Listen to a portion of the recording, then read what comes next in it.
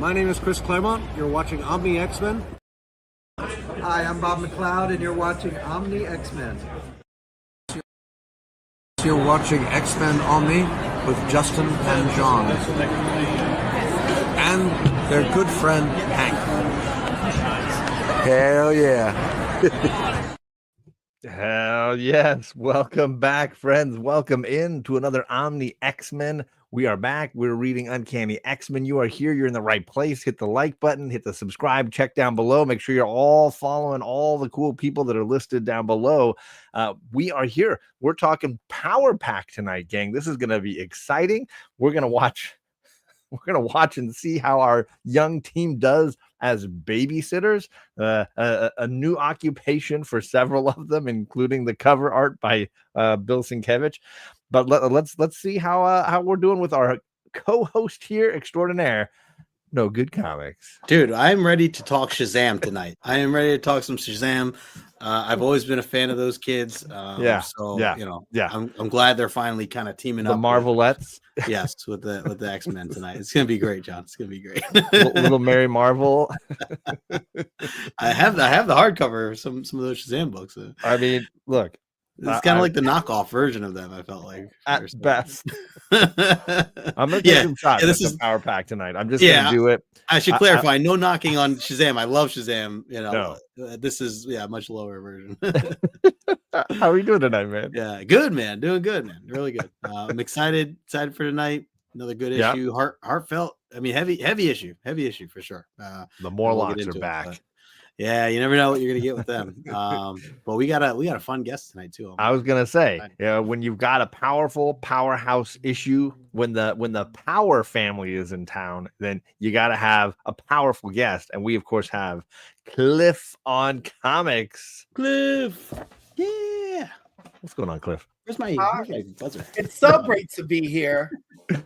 We love you, man. You are so wonderful. It's only my second show of the night. It's great. Well, that's what happens when you're, winning awards as the most entertaining host. People are going to want to spend more and more time with you. Yep. I hope so, because I enjoy spending time with people who appreciate me and who I appreciate in return.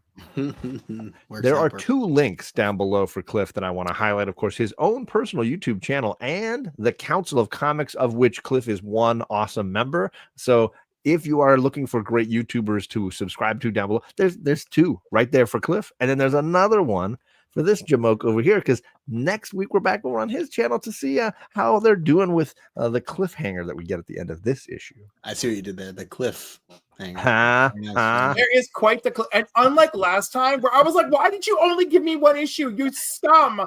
And like I was so ready to keep going, and this time I was like, oh no, you can no. Now this is very well contained. We're good. Hit that pause button. Yeah.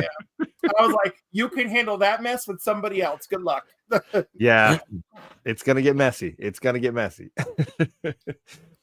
got some homies in the chat. We're gonna say hello to everybody before we get this whole ball of wax rolling here. We got Legion of Comics, my C3 homie Mark. What is going on, Mark? Thank you for all your hard work about a week and a half ago, and of course all the stuff you've probably been shipping out and everything. Appreciate you, sir.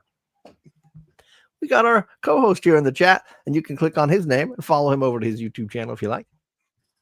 My man, Impressed. What is going on, Matt? Good to see you, friend.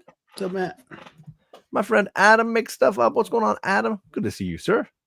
And Magic Lasso is highlighting the multi-award winning Cliff on Comics in the chat. Nice. Hey, Power Pack, you pervs.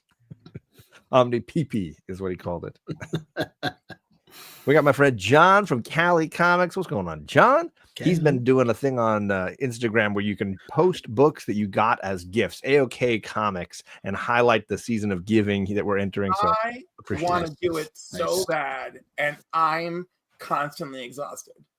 And I'm like I try to do my comic book collection Monday thing. Yeah. And obviously that's not consistent. I haven't done I missed 2 weeks on that one. Yeah. Yeah. I want to do new comic book day stuff. And like my wallet says no. There was that whole October thing. And I'm like, I don't even own enough spooky covers. I don't know. It's for real. Like I'm going to like next year, I'm going to make I'm going to host my own spooky season and have my own 30 books laid out and choose the themes in advance and get everyone on board in September and then just be ready. Just be ready for October and be like, I did it because I planned in advance. That's how legitimately, that's how I've done it the last few months, is somehow I got to see the image like a few days or a week before they started doing the month. And then I got Justin's and I just went and photographed like everything at the beginning of the month. Yeah, you were on it.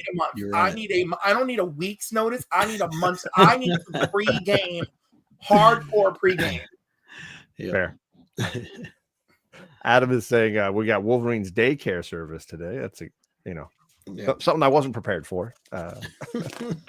Alex says Jello missed an opportunity with Power Pudding Pack. There you go. Jackson Roy Kirk always dropping the starting line, but maybe a bit of skosh early on that one.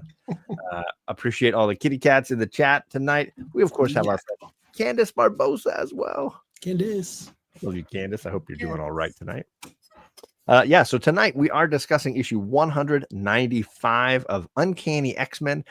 We are working our way through the technically 5th omnibus, if you're following that trajectory of collection, or we're working our way through what I've got behind me here, the Mutant Massacre Prelude omnibus, collecting the same basic issues. There's a little bit more in that one that we'll get into at the end, but that's how you can follow along. There's all the links down below to let you know some of those things. And what did I? Okay, yeah, and we're giving away some things at the end of the season. Here is the Frame Brothers. I should probably make myself a little bigger if I want to really be doing this. Yeah, a frame. This is a original cover, a piece of original art by the Frame Brothers, and you can win that at the end of the season. All you gotta do is hang around and wait for Jackson Roy Kirk to drop the starting line when we do our trivia at the end of the show. Jackson, the end of the show, and you can win some prizes. So we have questions about last week's episode 194. And if you make Cliff laugh, or if you're one of the 2 correct answers, you can win some prizes. So get on the wheel. We've already started it off. How hard it is to make me laugh. So get in and hang around to the end, and we'll discuss a little bit of issue 194 when we get there. Right. He started it, and he's like, "Oh, okay." Too excited. What is up, Dr. Doom is in the chat. What's going on, Stu? And Stu was interviewed recently by Paul in the 619. Very entertaining interview. If you missed out on it, you can go back over and catch the replay of that video. Very entertaining. Awesome community member. Those are very kind words, too. Thank you. Nice. Well, it's well earned, my friend. Well earned. All right. Well, let's dive into issue 195 here. This classic Bill Sienkiewicz cover. We're deep in the Wolverine era here with the brown suit in 1985, traveling back to July of 85. Ramita is on the interior arc. Bill Sienkiewicz is on the cover. Justin, I'm just curious. You had to have seen this cover before. Am I correct? Oh yeah, absolutely. And I've always been curious about it. Like it's definitely it's the artwork. Seeing it on a shelf makes me want to always just like I gotta read that book. Like, what is that about? What is happening? That Wolverine, is that even Wolverine? Like I always question, like, is that really him? To be doing something like that, or who are these kids? So yeah, like I like this cover a lot more than last week. I like that. So it is Bill, but it's also, I think Danny Green's also noted on there as well. Danny. Yeah, he was the finisher on this whole issue, and he's been kind of the finisher for Ramita Jr. in a lot of this era. Yeah, he's been involved. Yeah, seems like I've seen his name a lot. So because I feel like this isn't fully a Bill Sienkiewicz. We get like you can see aspects of it, but it's not like that's to me like I'm like, okay, maybe Dan Green had a little bit more to say in this particular cover, but I do like it. I think it's the best one so far. We've only covered 2 issues so far, but I like the colors. So sure, for sure. I don't like Wolverine's face on this cover. It is odd, but I was actually going to ask you, Cliff, if this gives you vibes, a little bit of the Adventures in Babysitting. It's where I came off with this one. I know Justin's like, I've never heard of this movie. Oh my God, Justin, why have you not seen this movie? It's such a good movie. That is Elizabeth Shue, by the way, before she won her Academy Award. There's young Elizabeth Shue. Wow. Like Karate Kid era Elizabeth Shue here. You do not understand. This movie is just 80s. Yeah. If you want to see Vincent D'Onofrio This. Yeah, Kingpin, Vincent D'Onofrio as Thor, legitimately with long blonde hair. This is the movie to check out. Adventures in First of all, Babysitting. how about that the little girl has an obsession with Thor in this movie? Yeah, you can see her wearing the silver hat. Fabulous that is. What kid, any kid, did they put in a movie with an obsession with Thor? No other movie, just this movie, and it is wonderful. I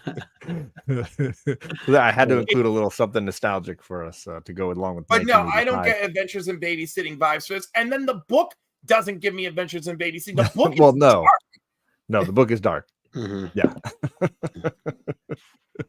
But any thoughts on this cover here? The Power Pack kids finally making their way into headlining a comic here. Well, I mean, they had their miniseries at this point, right? Yeah. This is weird. This feels like a backdoor pilot. Oh yeah.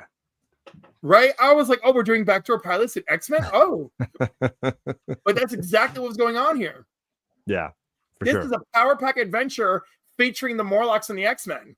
100%. Yeah. Can we get X-Men fans to maybe come and buy a Power Pack comic is what it felt like to me. Adam says, this is when I started watching or collecting. A friend introduced me to X-Men a couple of months earlier. This was an off the rack purchase. And JP is in the chat. We missed you last time, buddy. He says this is one of the worst Logan covers. Oh, it absolutely is. It absolutely is. And I feel bad because it's such a great artist. Yeah, the head tilt is a little odd, but I do love the energy of it. The way he's like, smoking. He's smoking. Yep. And although this is the wrong kid, this kind of takes place in the issue. Yeah. But he's also just like he's got a smoke going. He's popping claws and holding this kid up. And there's just something very you could argue there's a kindergarten cop vibe for sure. From this angle, it certainly is. Right. Justin hasn't seen Adventures in Babysitting. What the F? Yeah, Justin, for real, man. Come on. It's something of a deep cut, I think. Got to put it to the top of the list, apparently. Yep. This borders on child abuse, says Bobby. His father was a living comic book legend. Give him a break. Fair. That's right. Don't. Well, let's dive into the book itself here. I do agree with you guys. The cover is not one of my faves, but it is worthy of a good laugh. But inside, we are starting like a bit of a fairy tale with a once upon a time, dark and stormy night, and we see this family all in one bed together, 4 kids and 2 adults, which for me is like, I don't think there's a California king big enough to pull this off, but good on them. Because I've seen it happen in real life. As I always say, your heterosexual lifestyles are so sad and depressing. But like, I like my space, Cliff. I want to sleep. I want my room. Right, I know, because you're wise and you're smart, and you got them kids out of the bedroom as fast as possible. You know. But I have comic issues here. Hi, Brian. So I want to point out that although it's like once upon a time, it straight up gives you the origin of the Power Pack. Oh yeah, it gives you the basic details. These kids got marvelous powers from their pony-looking friend in space, and they're trying to save the world and doing the best that they can. Cut to them asleep in their parents' bedroom. I was like, wow. Yeah. Then the lightning starts going off. Everybody starts freaking out, and then the parents start saying, no Shazam. Not yet. The lightning. Yeah, no. Then the parents start saying, who the heck are these? Firstly, the parents don't freak out at all, but they're like, who are these kids? Why are you in our bed? And the kids are like, wait, our parents don't remember us? We're your kids. So there's this instant moment of like, something has happened. Something is askew. And if you had read Power Pack, you'd know that these are loving parents and these are their children. But if you maybe haven't, you might be a little confused as to what's going on right here. I'm curious, Justin, since this is your first time, I'm assuming, ever hearing of the Power Pack, you might have some questions. Yeah, like I definitely have heard of them in the general sense, and I know that Louis Simonson, was a key writer for kind of launching them at that time period. But I've never read anything about them. Never read any comics with them featured. So yeah, this is definitely my first kind of experience with just reading more about them. And I mean, I do appreciate that they gave I was a little surprised. Like Cliff said, they just kind of give you the quick rundown. Which I do kind of appreciate, just to give me a little context of things. I still like. To me, everything was a dream. I thought this was just dream sequence, like right from the get. And when are we waking out? When are we going to wake up from this thing? And the parents not knowing them. The father looks like John Byrne from back in the day. He was featured in other comics. So I was like, oh, they bring him back, I was really curious. I thought that after this next page, I just thought okay, they're going to wake up and the kids are going to be somewhere else, or they're going to remember or something else. And that's certainly not the case. But I mean, just a lot of kind of, scared kids right now. That's all we're getting. And Candace, scared. Yeah. I love Candace is like, I never heard of them, but that tracks for me. Like, yeah, you're way too hard on yourself, Candace, because it's often intentional that we don't know them. Because if we're just reading X-Men, a lot of these characters these are first time coming across them. You're not alone. Cliff, how about you as far as like this beginning, the way it brings the Power Pack family sort of into the X-Men universe? Were you tracking on this? Do you remember reading this as a kid? Oh no, this was straight up the first time I read it today. I was like, oh my. Wow. I don't know. You know what? I always dismissed this as a goofball issue, and it never and of course I never find it in a dollar bin, or I probably would have grabbed it from a dollar bin. I found this in a dollar bin. So you can get lucky, but this has just always been oh yeah, and you're here too. What did you hold up? I didn't see what you held up. X-Men 179 or 176. Yeah. Ooh, nice. Love that cover. The destroying the logo one. Yeah. Yes. Yeah. And John, I believe you said this before, but every time there's an interaction with a logo, I love it. Yeah. Trade dress destruction's fun. Yep. So, but I mean, I'm with it. I know the Power Pack, and I'm like, oh, this is scary. Their parents don't remember them. Like, if I were a kid, this would be absolutely terrifying. Oh, for sure. And then to have your parents all of a sudden don't recognize you, don't know who you are. There's a bit of a nightmare scenario here for those kids, right? Not that they're not used to dealing with strange and unusual phenomena as superhero kids. Well, first of all, their ability for people never know how to write children, right? Because these kids go from panicked to stupid to brilliant to freaking detectives to clownishly defeated. Is just this. How are y'all supposed to protect the world? It is such a mess for them. It is such a mess. It's hard being a kid. It's a hard knock life. Chaos in the chat. He says, "You guys beat Game of Thrones." I mean, we're on it. We're doing things. We're moving and shaking. We reached our goal. Lasso says he likes seeing the title of the issue in the street there in the rain on the ground. That was kind of cool. Also I like using. I'm talking over people. I love using the environment to do the headlines and stuff. Yep. JP, I knew that they existed. I purposely never read a page with them.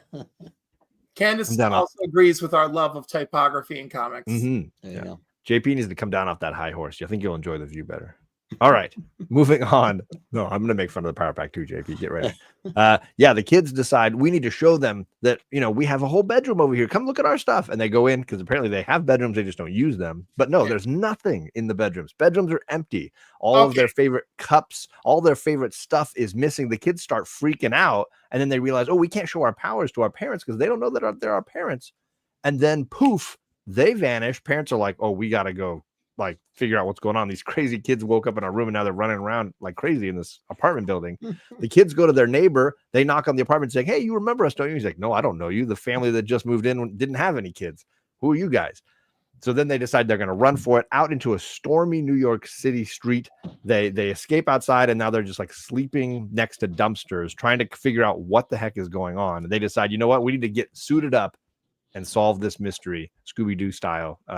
Cliff, what are your thoughts on this this sort of journey that they're on here at the beginning? Okay, number one, even when their parents have their memories, the parents don't know about the powers. So they're mad at each other about that, okay? Then number two, the neighbor doesn't recognize you, so let's panic more and keep running. Then your dumbasses are out in the rain and, oh my God, I'm so cold, I'm so upset. And then you realize that your outfits could warm you. Your interstellar magical outfits were the last things on your mind when you ran screaming from this bougie ass apartment building. First of all, this bougie ass apartment with multiple bedrooms, but then it's single neighbor who can't remember your name. And like, but then we got the tent outside. So first, these people have lived in New York and don't know how to tell freaking apartment stories. So I'm pissed at them. So then the kids be like, oh, look, our suits can warm us. Like, okay, you're children, but like your inconsistency is wild, kids. Wild. Well, that's just bad writing, I suppose you could say. I don't want to harp on the bad writing, but I'm like, people don't know how to write children. Like, we certainly do. What's her name knew how to write children? Freaking, Louise Simonson knew how to write kids because she got them right. She got it right. Yeah. I think the parents are based on Walt and Louise. I would not be surprised. I do believe they are based on Walt and Louise. I would not be surprised. Justin, any thoughts here on the sort of roller coaster ride that they're on here at the beginning? I mean, I'm still stuck on the idea that the kids say, "Mommy, I'm scared." The mother says, "Don't worry, everything's gonna be okay." By the way, who are you? Like, still not like her initial. The mother's reaction just says, "They're there, little one, don't cry." And then, who are these children? Like, they don't. The day that Justin and Miss No Good wake up with 4 kids in their bed, all screaming at the lightning outside, and they calmly say, "Hey, no biggie." No, that's never. How'd you get in here? No question. Yeah, like the no urgency. They get left with fog in the kitchen, and they're scrambling, and definitely a lot wrong here with the kids forgetting about their costumes that they now put on after the fact. Not a good start for them. I didn't say hi to the Reverend. I was say Reverend Bleeker's in the chat, a multi-award-winning YouTuber as well. Congrats to you, my friend. So they're out in the rain. They got their super suits on finally, but now they're trying to figure out what is going on. And instantly, one of the kids is like, "Hey, remember that lady who could like change people's memories and sort of make people forget stuff, who also really wanted to like kidnap and adopt us? Maybe she's using her powers nefariously. Let's go ask." And so they go running off down into the sewers to deal with the Morlocks, who we know from several other comics in the Uncanny X-Men run here. And we know that there are some nefarious or inconsistent characters in that lot. And instantly, our young children are captured. This was a trap. And of course, their suspicions were proved correct. And Mask, in the sort of pink cloak there, uses their power to sort of change the appearance of young Katie there, as the rest of the Morlocks are capturing the children and preparing them for, is it Annabelle? I think is the woman's name. Annalie. Annalie, sorry. Annalie. The woman with the memory changing power who clearly wants to adopt the children. Katie, though, is the only one to get away. She bolts. She goes running down deeper into the subway, because there's a train track she's running along down there. And somehow there's a cop, just a beat cop, walking the train tracks down there. And he finds her with the flashlight and goes to check on her, but she's not having it. And she blasts him and knocks him down. So we've got 3 kids captured by Morlocks and 1 on the run. Justin, this is getting from bad to worse.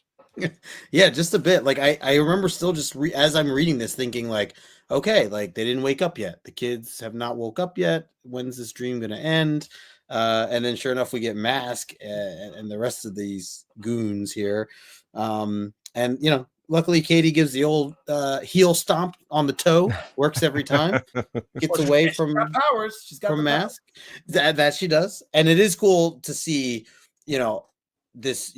this little girl obviously has powers, still kind of learning how to use it and control it. And for her to kind of like zap this police officer, I always love to see that. Just like the idea of like a mutant, learning their powers for the first time or second time, just like accidentally doing stuff because they just don't know how powerful they are. So yeah, that's going down. But at least she got away. So.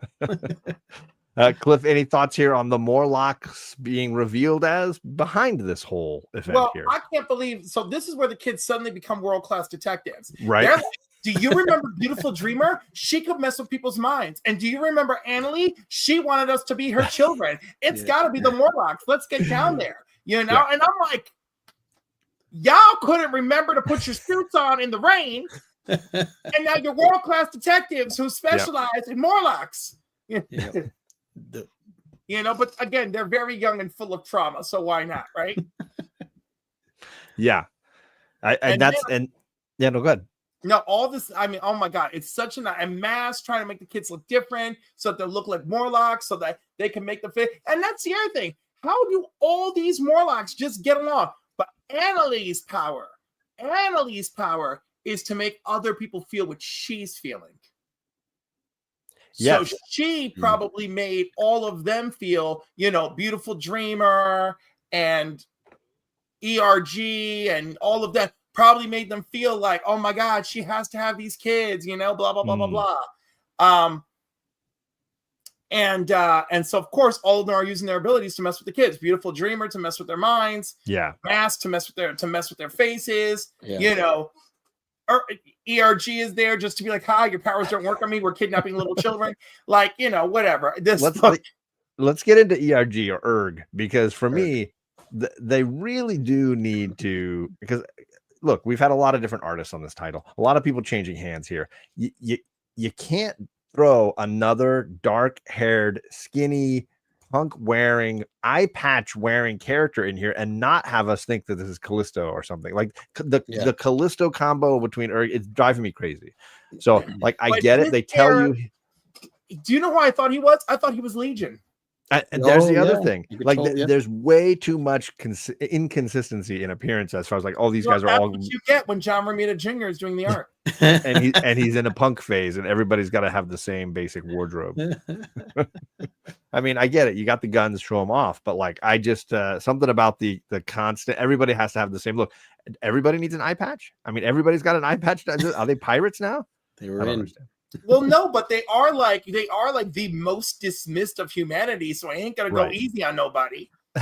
But I will say this: what a distressing few pages, Yeah, now, for kids for sure. Right, we're on page 7 or something, and we're on full-on child abduction. Let's paint the real picture here. Yeah, we got kidnapping, we got assault. Yeah, definitely. Yeah, I mean, it's bad. And then this poor cop is trying to help this girl, and because of the nature of her powers, he just gets blasted. Yep. That's the same cop who was unscathed by Juggernaut and is now taken out by a 5-year-old just before his retirement. Damn. Yeah. He's suffering. There's some hard knocks. Dio is in the chat. What's going on, Dio Wolf? Appreciate you, my friend. Hope you're doing all right. Both the Power Pack issue and this one came out the same month. Okay, good to know. Callisto and Legion had a kid, and it got her eye and his hair. That's what happened. Very accurate. Well, yeah. So that cop, he gets knocked to the ground and is smoldering, but still talking. He doesn't seem like he's too harmed.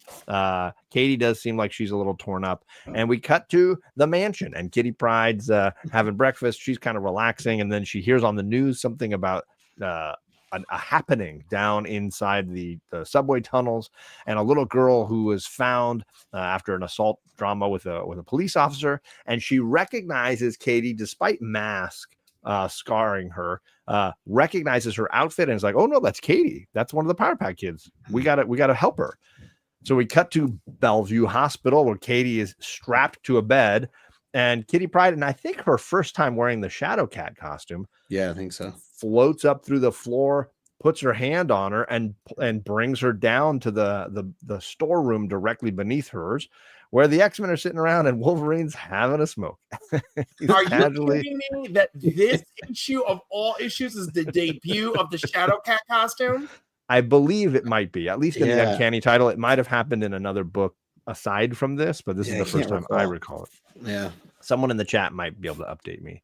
Then they're all telling Katie, oh, it'll be okay. What's going on? Can you give us some information? Oh, by the way, this short redheaded gal over here with the with the Qui-Gon Jinn ponytail thing going. She's a mind reader. She's going to read your mind so that you can, because we don't trust you to tell us everything. We're going to read your mind, and just hold on for a quick moment. Justin, any thoughts here on the Wolverine and Kitty Pryde? Apparently Kitty Pryde taking some kind of a leadership role here a little bit. Yeah, big time. I think she definitely. I mean, and there was even talks of her kind of, she mentioned before about going to the danger room and still learning with Wolverine on how to, take herself with somebody else. So this was like, I think, kind of a test run. Her being out in the field like this and being able to take her. A few other things I want to highlight on these pages. Yeah. So the middle page, I just stopped and laughed at when the doctors are outside of Katie's door, and the one guy says, George, please, I've put in a call to Reed Richards of the Fantastic Four. He'll be here soon. I just love that he like clarifies, like, the guy from Fantastic Four, Reed Richards. I just called him. Yeah, like I got his number. Yeah. He's from that group. On his way. He's from that group. Like you would just think you could just say Richards at that point or Reed, and just like such a famous, Anyways, the other aspect was we need to cut out. So the panel that is that your logo is over, John, the far side. We need to cut that out and blow it up, put it as like a poster in Professor X's room so that he understands what it is like to actually be respectful and ask somebody how he's going to read their mind before, and check with them beforehand, because Rachel does this perfectly and is so professional and proper and comforting. Do you want me to read it? Yes, you go ahead. We need to know what happened to you, but you might mistakenly forget or leave something important out, which is why I'd like to read your mind rather than have you tell the story out loud, if that's okay. Yeah, that last one, you won't even know that I'm there. Yes, she says, "Is that okay?" Like, come on, Professor X, Jesus, I mean, like, it's just a different time, I'm sure Rachel's like, I just picture Rachel walking in a room and someone being like, wow, Rachel, you handled that really well. You should see Professor X. She's like, oh, why did he not? She's like, what does he not check first? What is he? Only a monster would do something like that. Like, well, no, that's our guy, Professor X. Well, I can't defend his many actions in recent years. So it's been an ongoing challenge. Not a lot of boundaries kept in play. He's got a lot to learn. Maybe Rachel can teach him a thing or two. Oh, so good. Cliff, any thoughts here on the way Kitty sort of brings Katie with first of all, love Rachel and consent. Second, I love that we get like Rogue is good to children. Like Rogue is like, how you doing? Right. How you darling? Right. Also love that that they immediately start calling her. Is this where they start calling her boss? Kitty Pryde boss? Wolverine. Yeah. I think the next page. Yeah. It's probably the next page. I'm sorry. Yeah. I can go to it if you want. Yeah, I can go. It's right around this. Yeah. Things. Yeah. So they get some information out of Katie. They give her a jacket so that she's going to be a little warmer. They don't have any Power Pack New Mutants gear, but they do have, Katie Pryde always has some kind of extra clothing on her, some kind of new outfit. So they make their way down into the Morlock tunnels to try to, figure out where they are and what's going on. As they're going along, Wolverine's like, hey kid, you're in charge. You know that, right? Like the Nightcrawler hasn't been working out so well. You saw with the Juggernaut thing. Xavier's not around. Cyclops is so inconsistent. All we got is you. Now, I'm not ready to do this because I just want to cut up people. I'm not taking care of kids. You're better at this. You should be in charge. And so she just says, yeah, like this is another class and another test for her. So she's leading them through the tunnels, and they find all the things from the girls and the kids, the Power family bedrooms, the kids' rooms. They find it all now relocated down here. And then, of course, then they find Anna Lee, and she's got the other three kids, and they are all very masked up, and they are all very sort of like brainwashed, and they all feel like, no, this is our family now. This is where we live now. What are you trying to do to take us away from this? Even though, the X-Men are like, no, you belong with us. They're not, the kids aren't having it. And then that's when Katie's like, shut up, you're not my mom, and just starts unloading, just starts Danny DeVitoing into the crowd here. And then the other kids, the other Power Pack family members are like, don't attack our mom, we're gonna fight you back. So it's basically like game on now at this point, Cliff, right? Absolutely. They're a hot, wonderful mess, and I love it. So what are your thoughts here on Kitty Pryde as maybe being a leader, though? I mean, it's interesting, and Kitty's like, Kitty's like, could y'all stop calling me that? Cause stop calling me boss. Yeah. Like, it's just weird. Yeah. Justin, any thoughts here on the brainwashing of the family? And obviously they're not just gonna like go peacefully. Yeah, this is a classic Claremont, turning the team on itself. We've seen it back in issue 97 and 101 and many others, or 100, I should say. I do like that Kitty is getting that recognition and kind of leading the way. I mean, look, Wolverine has had some experience with her out in Tokyo and knowing her capabilities and how much she's kind of quickly grown up in that role. I know he's talked about her already, kind of taking charge to begin with. I would take it as a compliment coming from Wolverine. I don't think he's being sarcastic in any real way. I get that she's just she says she's like a little embarrassed because it just seems like very straightforward. But I think at the end of the day, Wolverine's like, no, kid, like at least out of the group we got here, please, lead the way. Like, tell us what to do. So, and she's been on top of all of it, Kitty Pryde. Mm-hmm. Even down to just comforting the kids and knowing how to talk to them, and just covering all aspects. So, for sure. And then Wolverine has a little moment talking with Katie where he's like, she's talking a little bit about issues with being a superhero and balancing all this stuff. And Logan says, let's see which part I want to read here. If you hadn't stopped your dad's machine from being tested, it would have destroyed the earth. The hardest thing about growing up, Katie, is understanding and accepting that every action is a mix of both good and bad. It ain't nice sometimes, but that's the way of things. And then he's like, by the way, my friends call me Logan. He's very cordial with Katie in a kind of interesting way. I didn't know if you had any thoughts about that, Justin. Yeah, that was deep for him to kind of come out and say. And I feel like normally he's so wrapped up in rage that he doesn't have the time to kind of be patient and explain this stuff. Right. But he had some nice words there, and again, also putting that effort into making the little girl feel safe. So that was nice.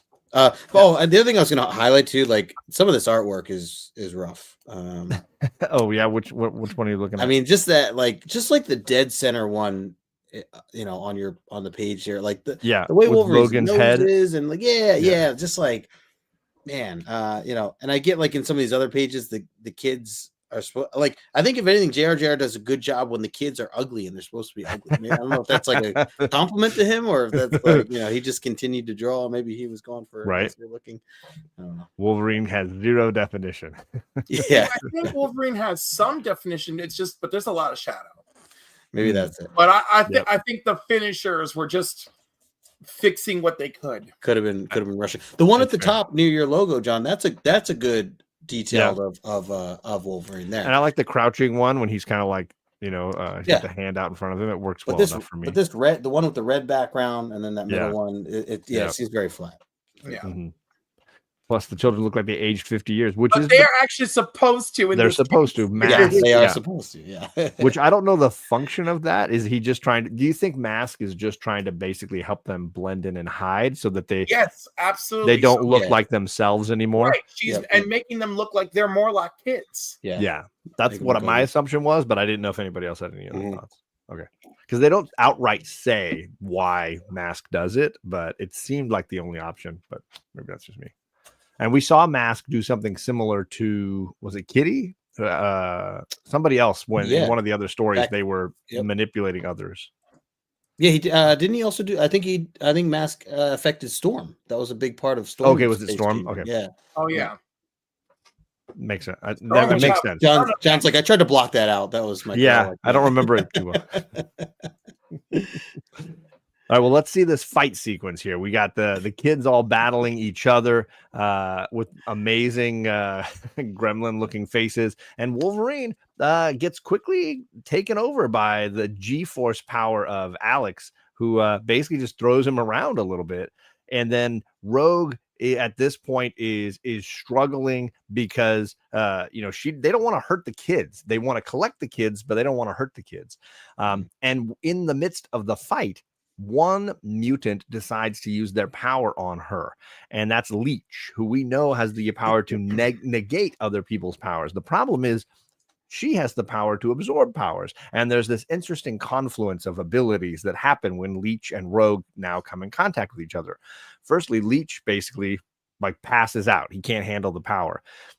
Rogue, on the other hand, has now taken on his ability, but doesn't necessarily have her own abilities back anymore. So she's left somewhat vulnerable with a group of Morlocks looking to try to mess her up. We'll have to see on the next page how she handles that. But I thought it was interesting, Cliff, to see how Leech's power and Rogue's power came in contact. I thought it was interesting that Leech ever looked like this. I only think of him as that cute little Morlock boy who like makes a power dampening field. This is clearly the early days of Leech where they weren't sure what they were going to do with him. They gave him a name and an ability and then just walked away. And then they had to go, you know what? We should actually cultivate something for him. Well, because later it was Leech and was it Archie or Augie or whatever the other little guy? Yeah. They were always running together in like X Factor and stuff. And then to top it off, I'm so wildly distracted by these face touching things that are happening on your screen. Yep. But I like that Rogue is like, oh no, I don't have my own power. And that, so like what happened on the cover, Wolverine did grab one of the Power Pack kids. And I was like, oh no, I can't hurt him. We're trying to protect them. But then that kid lays the throttle on him, you know, and it's like, what are you gonna do? I'm trying to protect you, and you're using zero gravity force on me. That's just bad luck. That's how it works.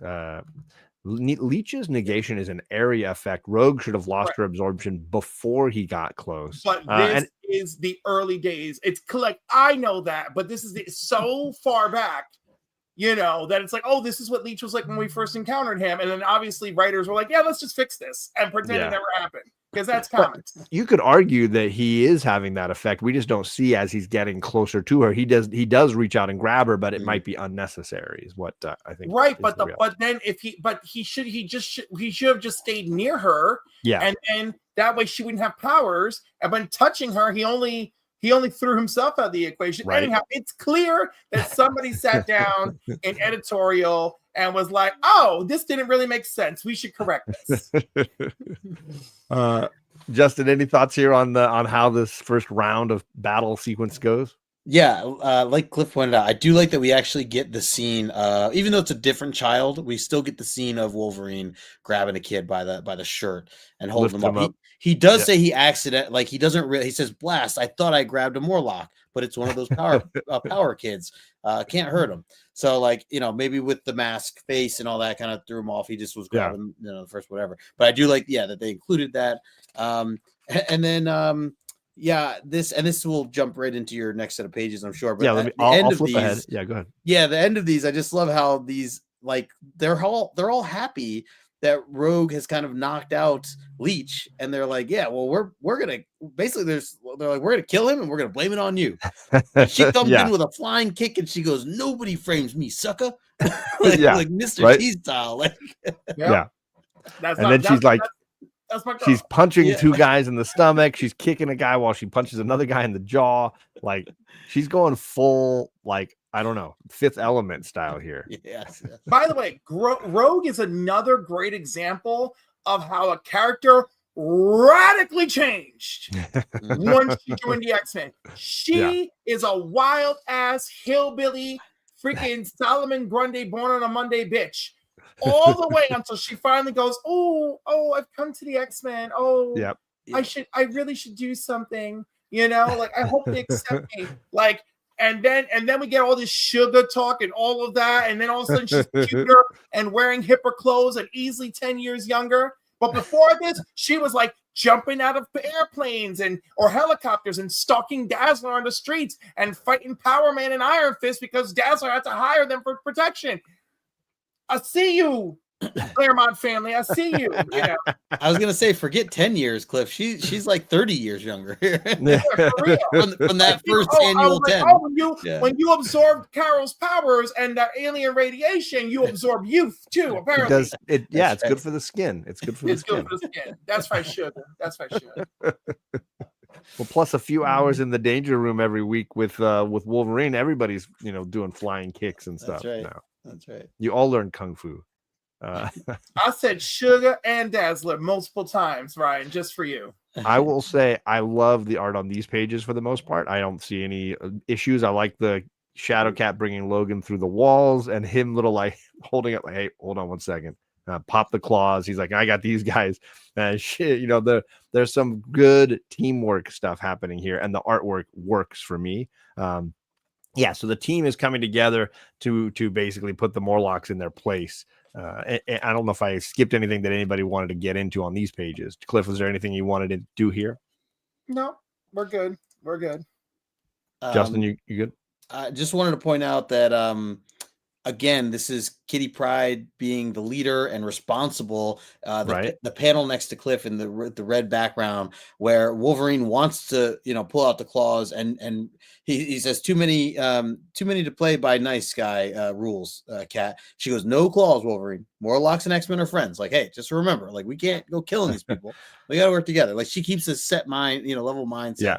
Compared to, again, Wolverine, which is why Wolverine's admitted he shouldn't be in charge. He's ready to just kill everything that that meets his claws. Well, and it's like Logan finally found a job here that he can do. Yeah, he's right. I'm gonna go screw up all these guys. I could do this. And then she's like, good luck. No claws. He's like, I'm not the one that's gonna need it. Yeah. He's just gonna roll in there and just lay waste to these guys. And I like that she's like, don't kill them. Yeah, go easy. But he's like, no, this is what I was here to do. The other part that you pointed out, the artwork, definitely like a lot that's going on here. I do especially like the coloring of how they kind of faded Wolverine with the shadows going into the kind of just the black behind him. Negative space area there. So that was really cool too. Yeah. Callisto asks later where 5 of her people are. Wolverine's like, don't ask. Cleaning out the blood. Adam says they don't like Leech's negation power. He's a bit of a pariah even in their group, and that's absolutely true for sure. Yeah. It's just to have fun. Usually Justin and I like to throw a few gifs on the side just to keep people laughing and joking. So hopefully they're worth a chuckle and not too. It certainly had me. It certainly had me distracted. I was like, oh.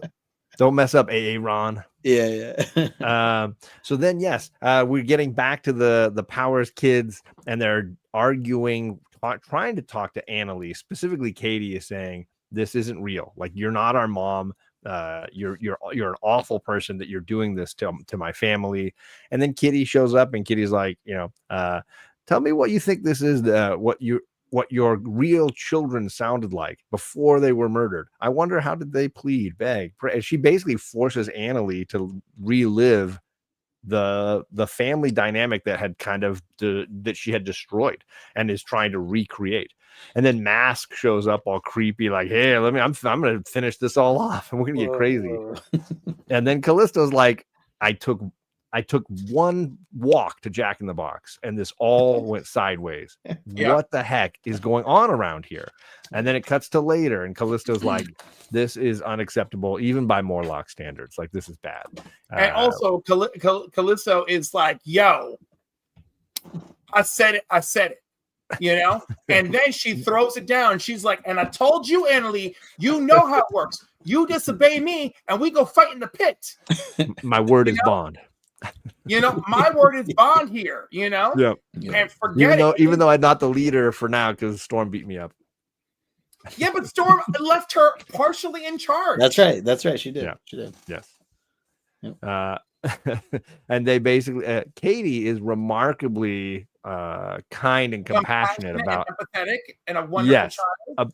About Annalise trauma, as long as they get their world put back to rights. And that's basically how it ends. Is the Morlocks promise to bring all their stuff back to the apartment, fix everybody's memories, and put it all back together. And maybe they'll come down and meet creepy grandma in the sewer every so often and have a pizza with the turtles. That's basically kind of where it finishes. They invited her to Thanksgiving, which is, I'm sure, a phenomenal issue at some point to read. I hope we got so. we got some friends in the chat. We got TM Nerdy. What's going on, Travis? Comical Guy says, first time seeing the show. Wish I could stay up later. Hope it's but it's cool. Hope to catch it again. I appreciate you. Thank sir. you. Thank you. Much appreciated. That's Lila Cheney with an eye patch. I mean, it's really on the line, Sam. right? Where's Sam? But it all ends at the very end, after everybody's happy and things are ironed out and made beautiful again. Rachel's like, we got to head back. I got a tremor in the psychic force. Magneto's waiting for us, and this is not going to go well. So that's the big cliffhanger. Cliff is Magneto is awaiting. Right, but no, because like I don't care that Magneto's waiting. It's the fact that it's for Secret Wars 2, right? So I'm thinking, spoiler alert: hot garbage awaits everybody. That's why I was like, I was like last time I was like, no, I wanted to the following issue. I want more of Storm and her rampage of anger. And then this time I was like, Secret Wars 2, bye. Walk, run, don't walk. Run, don't walk. Who's your next guest?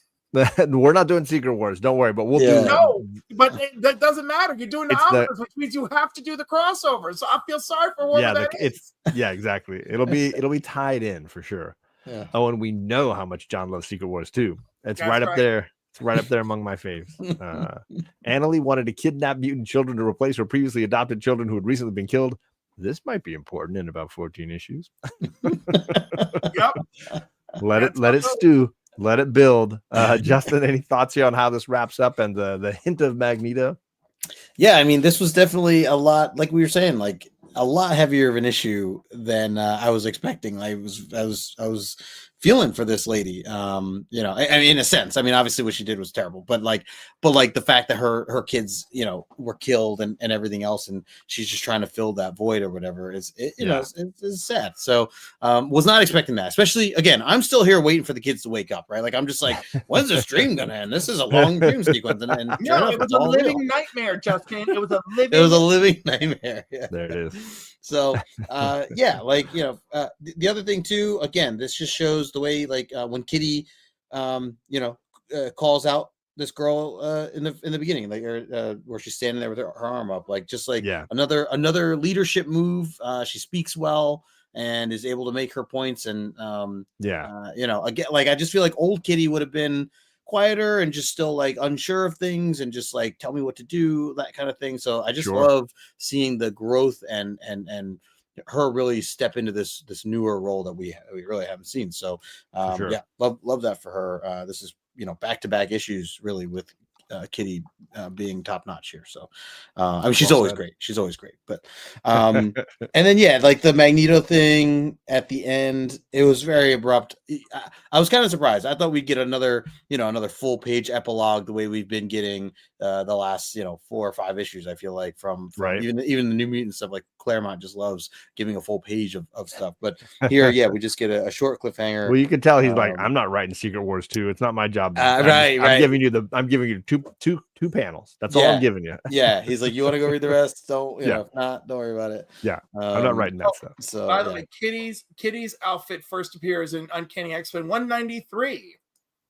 Oh, so it's right as we ended. Oh, what? I don't remember seeing it in the last 2 issues, but okay, I don't doubt it. Yeah, because she's. I mean, I don't think it quite looks like it does here, but it's definitely.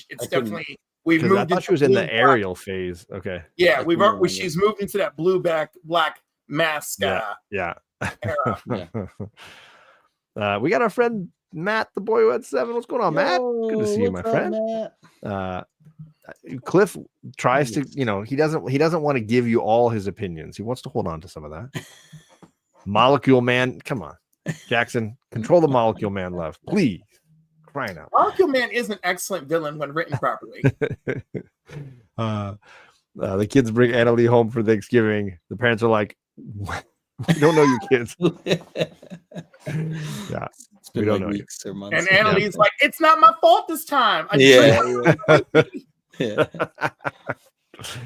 All right, well let's continue on to final scores. Let's give this book some final scores here.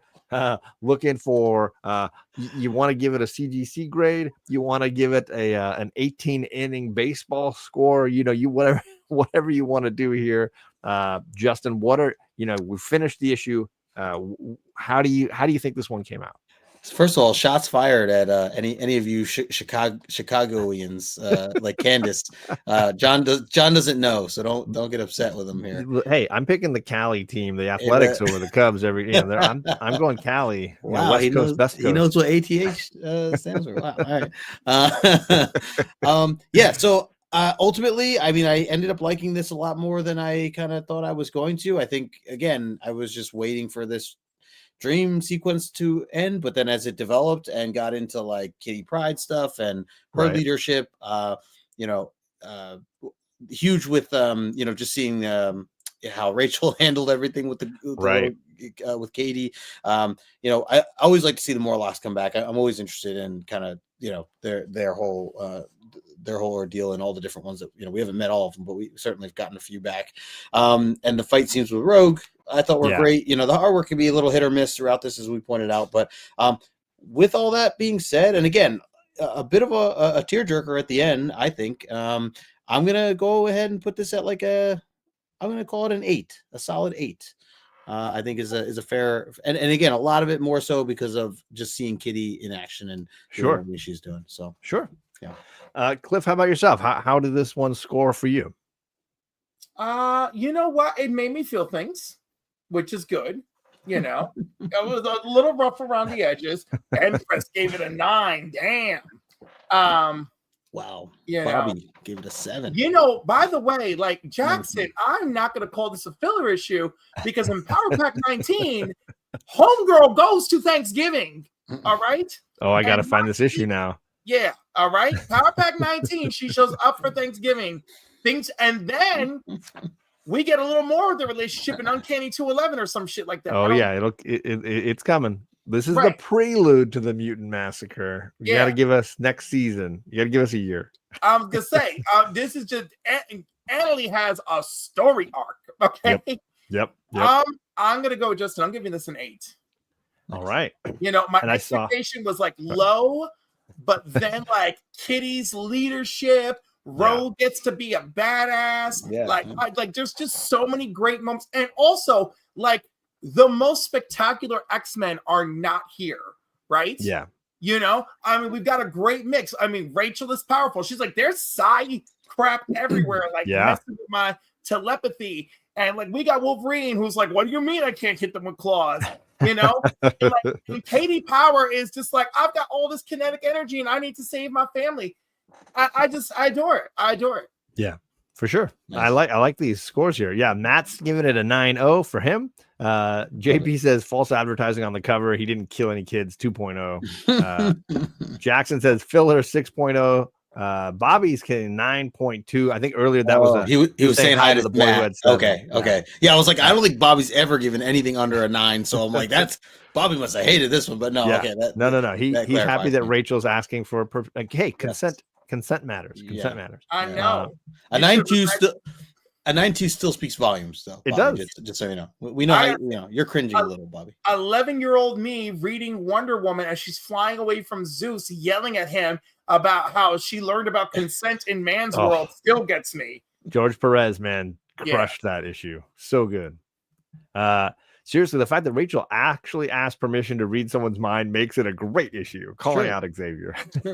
Yeah. Matt says the X-Men starting to fall into a cycle of not being able to function without a telepath on the team. Keep watching. This is true. No, someone say Wonder Woman. Nobody said anything about that. Equal W. I'm saying all of his favorite things tonight. I was going into this grading it as a 7.5 myself, but talking with you guys, I do feel like the emotional stakes were higher than maybe I gave it, and maybe I was not reading it with enough nostalgia glasses the first time through. So I'll roll with you guys on that 8.0, but I'm right in that same range. Right. Pack's a good punch. I do not like the Power Pack kids for the most part, but Katie is an exception. She's a very good character. Nice. And it was nice, to see the Katie Kitty team up, basically, that we got this issue. They were both doing really well. Yes, George Perez. And look, you got the accent on the E. Nice. He's learned from the best. He has. Okay, so that takes us to the MVP of the week, our new segment where we're talking over characters who had an important impact. Sponsored by Magic Lasso. This segment includes an idea that Lasso and I have been toying around with Avengers and Justice League, but we're bringing it over here to really get into the nitty gritty of the book. Right in this storyline. Was there a character carrying extra weight in the story, doing something special? We want to highlight a character that may have done something that we felt like was worthy of being the MVP. So, Justin, throwing it to you first. What is you? I know that Cliff's got 2 characters in mind for his pick, but what about you? Do you have a character you're thinking of? Yeah. So, typically, I mean, again, I've been hyping up Kitty these last 2 issues. I think she certainly takes it again here as MVP, just with, again, the way she's stepping into these shoes, right, the confidence she's building, and not only for herself, but the rest of the team, just, like Wolverine, like people looking to her as somebody to, hey, what do we do next? Where do we go next? Or what do we want to do? Right. So for her to step up in all the different ways, definitely an MVP. But with that said, I will say it is a close second to have to give this to Rachel for that one panel of her just asking that permission. Was so big. It was so big for Rachel to do that. And it's funny. I mean, we laugh just because it stands out so much compared to all the terrible times with Professor X. So for sure, again, props to Rachel as well. Cliff, obviously we got 1K covered here. Do you want to talk about Katie instead? I want to talk about Katie because she really gives her all to save her family. Yeah. But I also slightly kind of want to give it to Rogue, right? Ooh. Because Rogue is oh, hey, sugar. She's so kind to her. And then she's carrying her. She goes, don't make contact with my skin because it'll knock you out, honey. And we don't need you sleepy. And then she loses her abilities and she keeps fighting like a pro. She's just like, okay, I don't know what to do, but I know one thing's for sure. I was like, I'm going to knock these dudes out. So true. So it's like, Katie's the MVP because Katie just keeps fighting the whole time, Yeah. Katie gets so much. And that for me, the moment that made me lean towards Katie was when she sympathizes and shows compassion for Annalie at the end, where she's not just demonizing her, not just throwing her under a bus and hating on her, but instead has a foresight to be able to say, look, I don't blame you or I do blame you for this choice that you made, but I don't hate you for it. Right. I think that was a bold choice. Me. And she's like, I only hated you when you were kidnapping my family. Yeah. Yeah. It was a sweet, tender kind of moment that I thought was really awesome. Katie power all the way. Katie power all the way. Adam says it's the police officer. The police officer who couldn't recognize now he's here getting beat up by a 5th grader. Are you stronger than a 5th grader? Not today. White Tiger. What's up, Ruben? And Jean-Malo, bonjour. Oh, no, bonsoir. Bonsoir, Jean. Nice. Good, Jean. Good to see you. Let's see. Rachel, because she's not Xavier. Fair. Yeah. Let's see. Yep. Give it to Leech, says Bobby, because he got the squeeze on Rogue. All right, there you go. Give it to Storm. Yeah, on the other side of the world, but she must be doing something awesome. Great. Right? Great. It's gotta be amazing over there, right? Well, then in that vein, what about Logan as the person allowing other team members to shine? Because nobody is coaching this squad. Nobody is leading this crew, but he has the ability to say, look, I'm 150 years old, but I'm not going to lead this team. Instead, I'm going to let Kitty have a moment here, and I'm going to support her and back her up. Yep. Huge. To be fair, Logan's not aware he's 150 at this point in time. At this moment, no, he is definitely not. His awareness level low on that front. But it's still kind of cool that he's basically backing her up and letting her have this moment. And then later he's like, okay, you had your moment. I'm going to go beat the crap out of these guys. Now get out of my way. I think it goes back to, their time in Japan. I just think for sure. There was so much respect gained after seeing the transformation that Kitty's gone through and him knowing damn, not a lot of people could have gone through what Kitty went through. Right. So she is a complete different person, mindset, strength, everything. And so, yeah, big time. Okay. Just wanted to throw him in there as well. Just a little moment. As far as key issues, I didn't even get the I didn't get the stats from you on this book, so I don't even know what a 9.8 is worth. I totally forgot to ask for it. I built the slideshow a week ago, so while Justin's looking that up, we are reminded, of course, this issue is the one where we learned that Wolverine should be kept away from the New Mutants, and this is why he's not leading them or hanging out with them, because you don't need them to get that secondhand smoke. Logan empowers his teammates' actual leadership as opposed to the other X-Men quote leaders. Don't you dare throw Storm under the same bus, buddy. I'm watching you. Watching you. But yeah, let's I will close this out and we can look, I can see you all again. Look, you're normal sized again. Anybody have any last thoughts though? Any final things you want to say, Cliff, on this issue? I wish we had also done the Power Pack Thanksgiving. We'll have to do a special on your channel, just reading that one. Yeah. Power Pack Thanksgiving. Oh, we could do it right near the holiday. I'll say we'll do a live stream on Thanksgiving and it'll just be a one-off. I'm planning it right now. I love this idea. So the just so you guys know, so this go collect numbers, there are no 10s or 9.9s on the consensus. But there are 209.8s, 91 sales overall, and the fair market value for a 9.8 goes for $95. And then it drops to steep. less than half, $44 for a 9.6. Sure. But kind of surprised that a 9.8 peaks to almost $100. That's a pretty high 9.8 considering some of these books have been so much lower. Yeah. Otherwise, you can get a 9.4 for $26. So. Well, there you go. Folks, we have reached the end of the ride here, and it's time for trivia. So hopefully all 13 of you hung around for that. We're going to ask 4 questions about the last episode over on Justin's channel, covering issue 194. And as a reminder, we are looking for 2 correct answers, the first 2 correct answers, and the answer that entertains Cliff the most. So 3 people can get a point for every single question asked. We will ask 4 questions, 2 apiece. Justin, you ready to kick us off here? Yeah, let's do it. My first question is, what did Rogue want during her shower? Oh, yes. I forgot we had showering Rogue. What did Rogue want during her shower? These questions leave a lot of opportunity for incorrect answers. Don't forget here, Roy Kirk. Yes. Yeah. What did Jean Rogue... says, I wish I knew what the hell you were talking about. Well, you can click the rewind, my buddy, and go back to the beginning and watch us break down. Hopefully make sense of it. Or just give a wrong answer here. We're looking for an incorrect answer as well. She wanted to have a day off. That's what Lasso says. Just give me a day off. I missed it last week, so I got this in the bag. There you go. Good luck. Jackson says she wanted me. All right. Some privacy. Not in the X Mansion, you don't. That's not a thing. No. She wants world peas. She wants Gambit. She don't know him yet.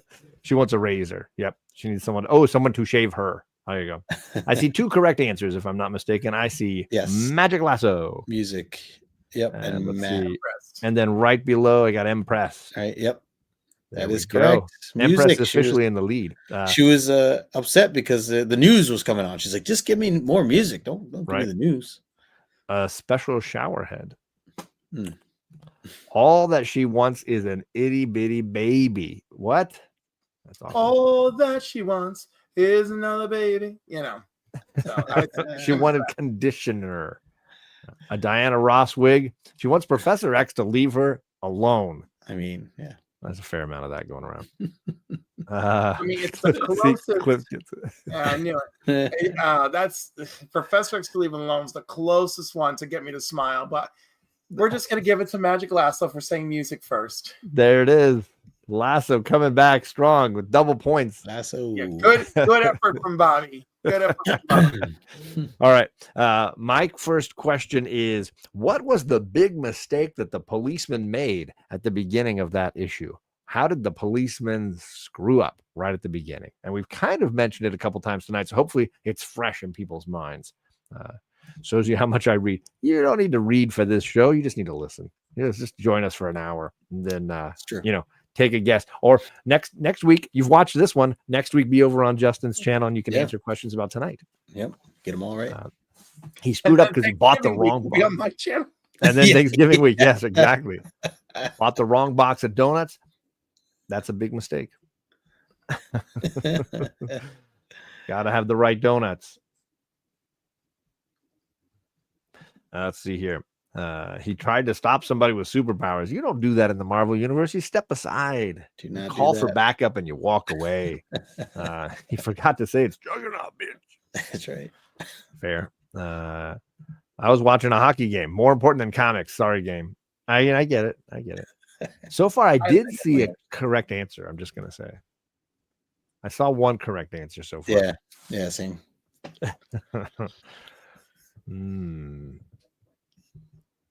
So I'll give a couple more seconds for someone to copy and paste.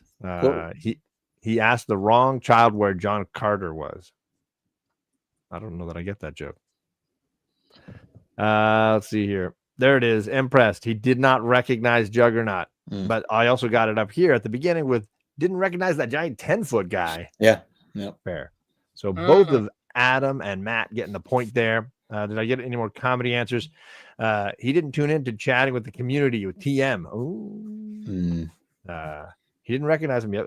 Couldn't recognize the 10-foot guy. You guys got the answer twice in there. Holy cow. Didn't recognize the Juggernaut standing behind him. Well, okay, we found it. It took a little while. Got a lot of correct answers. But I don't think anybody made Cliff laugh at this point. Anybody you want to hook up with an extra point there, Cliff?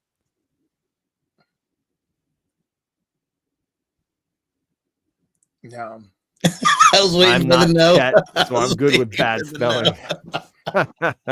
All right, back over to Justin for the third question of the night. Tough crowd. All right, next one is which infamous group showed up in the epilogue at the end of last issue? This could be fun. This could be a fun answer. We'll see. Which infamous group showed up in the epilogue at the end of last issue? Infamous group. Right now, I've got more joy from John wearing my shirt. I'm like, oh. And John, if I'm not mistaken, they sent you two by accident, right? I don't know if I ordered one and then forgot and then ordered another one because they came separately. I may have made that mistake. Listen, I'm just glad that 8 months later, everyone finally got their shirts. All right. So what group showed up? It was the New Warriors. If you ask Beckerman, it was Genesis. Genesis, nice. It was the Fellowship of the Ring. Ooh, the Sesame Street gang. Oh, it was Armageddon. It was Boys to Men singing, "We've come to the end." The Backstreet Boys. There it is. The B-52s. There you go. The Supremes. Oh, Lasso, you're so consistent. Lila Cheney and her band. I don't know. Oh, yeah. Yes. They sound like Gem, is what I'm told. There you go. Jethro Tull. The Spice Girls. All right. So all comedy answers, no correct answers. The infamous group. All right. I don't know how infamous they are. I guess I gotta say, I got two chuckles. Can I give it to two people? Yes, because we have no correct answers. Yeah, so we might as well give away some incorrect ones. The two chuckles I got were New Warriors, if you ask Beckerman, and the Sesame Street Gang. All right, so Candace, and if I scroll up a little higher, I got TM Nerdy. Travis, congrats, sir. Getting on the board here. And I still don't think we have any correct answers yet. No. So, I got Soviet Ryan just got one in. It was the KGB. KGB. So there you go. We still hung out 3 points for people. Yeah, that works. That works. All right. Last question of the night here. In my opinion, what was the most impressive thing that Juggernaut was able to do in last issue? One thing that I was absolutely confused, befuddled, impressed, shocked by. Juggernaut did something to impress me. And what was it? Dun, dun, dun. Okay, Mr. Eye Patch. I don't have an eye patch. I'm not a Morlock. Let's see here. Be in an entire issue without Cyclops. Fair. Went the whole issue without dropping a B word. That's fair. Yanked his Nimrod. Oh, goodness. He was able to take off his helmet. You're not far off, Jean. You are not far off. Could spell better than Chet. That would not impress me. That's a low bar. Low bar. Yeah. Chet's not laughing. Or sorry, Cliff's not laughing. Yeah. Let's see here. He could open a checking account. Well, we don't know why he was in that bank. It's a good question. It's possible he was trying to open an account. Yep. He failed to beat up Colossus. I think they were both just trying to deal with Nimrod at that point. Was able to do his strength without his helmet. What I would say TM Nerdy is pretty right. But I really want to say is, did y'all rate Juggernaut MVP of that issue? Because he truly is. I don't remember who we came out with. Pride. Kitty Pryde was pretty popular. Whatever, because I'm sure she's doing. Listen, let's really talk about Juggernaut in last issue. Juggernaut got his helmet knocked off and stayed in that fight where many mutants would have fallen. That dude kept on going. But that's his name. That's what he does. He's the Juggernaut. Bitch. Yeah. He went the whole issue out saying bitch too. That was good. The correct answer is that Adam, yes, somehow Juggernaut keeps that helmet in a pocket or somewhere, because it just all of a sudden appears in his hand at some point. Yeah, that folded up helmet is the correct answer. But do we have a funny one that Cliff liked, or at least a mildly diverting one? Yeah, I mean, it does serve a function, I guess, when Xavier's around. Let's see. I'm gonna give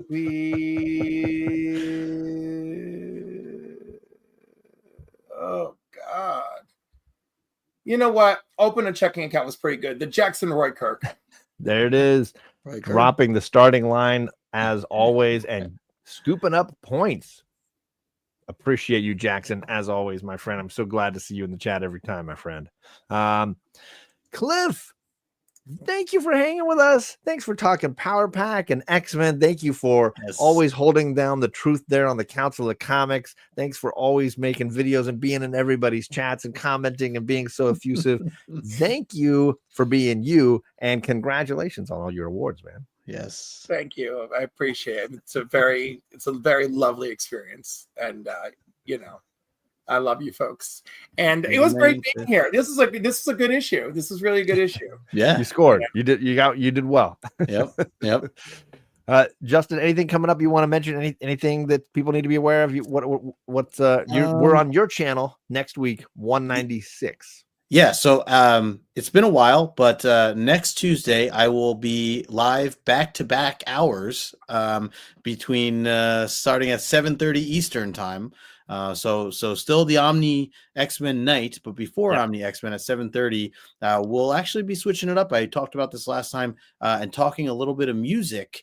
So me, my buddy John, Big Daddy Ross, Big Ross, or Big Daddy Ross's Comics, and Noah, Broke Boy Comics, we are doing a breakdown of the self-titled Boston album. So if anybody's a fan of Boston, or if you've never listened to the album before and you're curious to hear our thoughts about it, check that out at 7:30 Eastern next Tuesday. It's a fantastic album. And then of course, at 9 o'clock, I'll have maybe a little half hour, quick break, grab a meal. Food. Yeah. And then and then be ready for 9 o'clock for Omni X-Men, of course, for 196. So looking forward to it. And Cliff, obviously your schedule is always packed. I'm most excited that you are picking the trilogy currently on the Council of Comics Sunday show. You are doing a sci-fi trilogy. You had a great movie last week, but an incredible movie coming up this Sunday. I want you to know, Green Shirt Guy absolutely hates it. Please be in the chat. It proves how much I like. They are discussing The Arrival, which I absolutely love. This movie is incredible. It's one of my favorite movies of the last 25 years. Easy. And I'm going to be in that chat. keeping Green Shirt Guy on the line. So I'm excited to see what the third film in your trilogy is, because you're off to a very good start. You may be like so. Okay, you're not finishing as strong. No, the thing is, like, I chose 3 modern accessible films that I feel like we don't really talk much about. Sure. Right? And I mean, all right, don't tell anyone. The third one is Ex Machina. Ooh, very good movie. What are you talking about?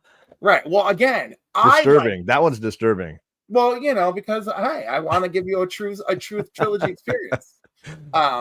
So excited for it. Great movies. Yeah. If you guys aren't watching the Council of Comics on Sunday nights, I guess it's Sunday evening your time, right? You guys need to be over there. Eastern. Yes. Right. And if you're lucky, depending on what night you're watching us, you might see a nice argument break out. That's what I'm there for. I'm there for it all the way. As far as me, I'm on twice tomorrow.